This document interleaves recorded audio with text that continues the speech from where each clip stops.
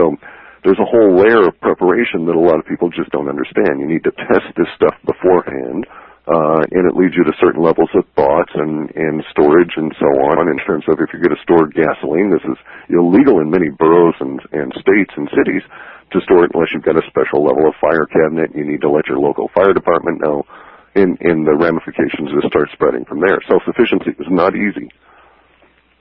Now, have you ever played, Bruce, have you ever done much paintball? Paintball? No. Yeah. Well, paintball's really an interesting sport because whenever I've played paintball, my favorite strategy is to get in on the field, get as invisible as I can, and if you've ever played in the woods and so forth, you can do that. And basically my strategy has always been set up a strong defense, let everybody else struggle and take each other out, and then I'll go around at the end and pick off one by one as I kind of take my time about it. And so that's kind of the metaphor for personal planning. I mean, it starts really with a sense of detachment. If you're buying into left-right politics, Obama is a terrible president, well, that controls you. The minute you start thinking Obama's a bad president, someone controls your head. The minute you think somebody, the right wing is terrible and they need to go, somebody controls your head. This is a thems that have versus thems that doesn't deal, and it'll play out over the next 3 to 5 as it's going to play out. But the best way to play, at least to my way of thinking, is not to get involved in the early stages of conflict here. Realize that there's a much longer, bigger, broader game that the powers that be are not laying on the table for everybody to think through. And so the most subversive thing you can be is a non-optioned player. In other words, you can get free agency status to a certain degree, and you can acquire a mental attitude as well as supplies that will make you or ensure that you may remain a free agent much longer than almost anybody else on your block. And you have to look at it. I'm sorry, George, let me interrupt. And what George is pointing out is quite true, that the million people that marched on Washington that didn't occur this summer because the media didn't report it, they did an incredible thing. That was a huge amount of energy put towards a worthwhile goal in their opinion, and basically had no net effect on the operation of the country. The goal was not achieved, and that level of energy was taken away from them by the process of controlling that. The idea of any more, my approach is that both parties are evil, that the system itself is corrupt, it cannot yield the results that we want, and participation in the system actually ends up giving them power. So who knows who actually really organizes and their goal towards directing these protest parties. And for my personal level of preparation, as with George, it's that idea that you need to watch where your energy is being directed, and in essence, as George says, grasp the idea that there's that larger game going on. And the cool thing about it, let me jump in just for a second because I don't want to lose this. I've studied enough alternate energies, and the most reliable is solar. So, do you both have solar power? Yeah. I have a generator backup, of course, but solar power not feeding into the grid. I go directly into batteries, and I'm 100% isolated that way. Mine is about 2 kilowatts worth of panels, sine wave inverter, auto-transferring to support my office and fallback, and enough batteries that I'll get through at least the first week of nuclear winter. and I've got batteries that I use to power my boat building operation and that kind of stuff. So, and around here, when we lose power, it might go for 11 days or more. So, we just switch over, and I don't do any heavy duty drain, but the whole house can be run on the inverters I've got. So, which solar panels and batteries do you guys like? I've got Siemens solar panels because they were available to purchase at a decent price. A lot of people are probably not aware of this, but there's been a huge move in the acquisition of land that's still ongoing to set up a point of entry into the U.S. from, I think, about 30 different Chinese companies that are manufacturing solar panels, and they're going to set up this 300-acre park in, not a manufacturing park, but an importation park in Oregon. And their goal is to bring cheap solar to the U.S. and, in essence, establish a new importation business and a whole new layer of infrastructure there through this large point of entry.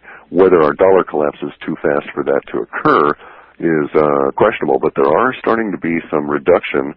We're seeing two trends out here, by the way, in the West Coast. A reduction in the prices of solar panels as they're brought in when you can get them. They don't have price scaling up. They really just have availability control. But then on the other backside of it is thefts of solar panels because the prices on used ones are running so high. And your favorite battery? I'm running interstate deep cycle, but I've also got some marine gel pack for my boat. I want the boat to be electric as well. Mine is 170 watt NEC panels,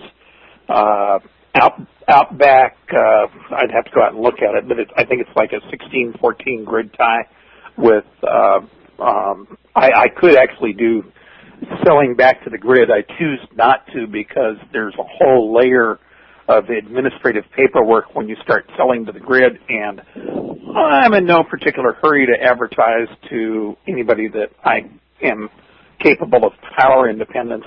I've got a tractor and I've got a PTO generator on order, and I also have a backup diesel generator, and we measure our diesel that is in steel cans, 55-gallon drums, in enough quantity that I'm not too worried about the outlook.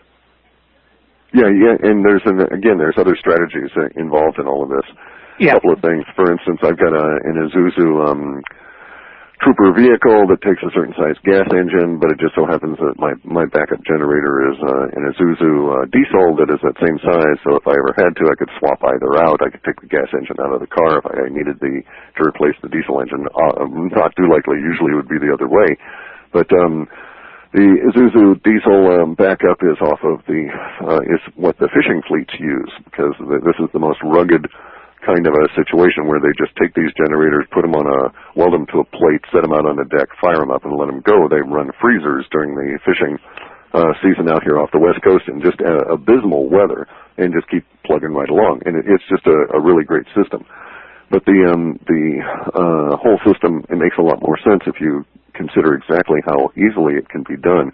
If you scale your power usage back, and I have to be aware of the fact that I need 220 for my well, but I could probably switch over to 110. But in any event, you can get it to the point where you really only have to run your generator maybe 3 hours a day to recharge your batteries.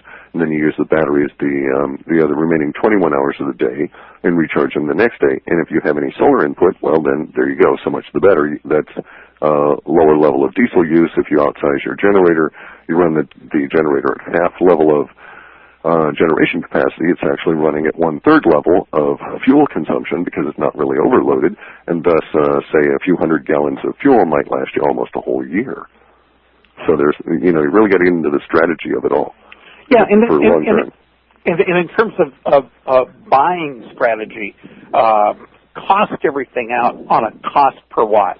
Like right now, if you shop around, you should be able to buy your solar panels for about $325 to $375 per watt of panel.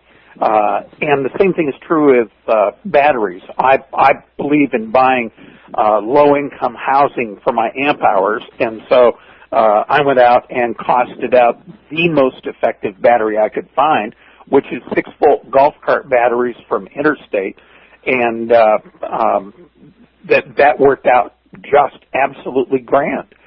So again, though, the question is how much energy are you getting or storing for how many dollars?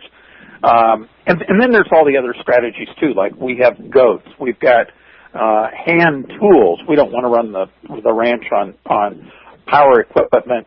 Power equipment's great in the summertime when it's 100 degrees, don't get me wrong. But if you had to, where is your cool room that's built into the ground so that you're using nature's heat sinks to keep you cool rather than running an air conditioning system to do it? So there's all these strategies about leading a lower impact life. You can learn a lot of these strategies just by going to some place like the Yucatan area of Mexico and vacationing. I wouldn't recommend a border area vacation, but there are still some places in Mexico that are great to visit, and the people there have developed get-along strategies that in some cases are just plain brilliant.